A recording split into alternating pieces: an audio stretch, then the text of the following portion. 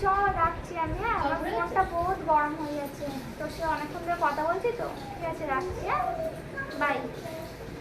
কি গরম হয়েছে, কি গরম হয়ে গেছে, কি যে করি।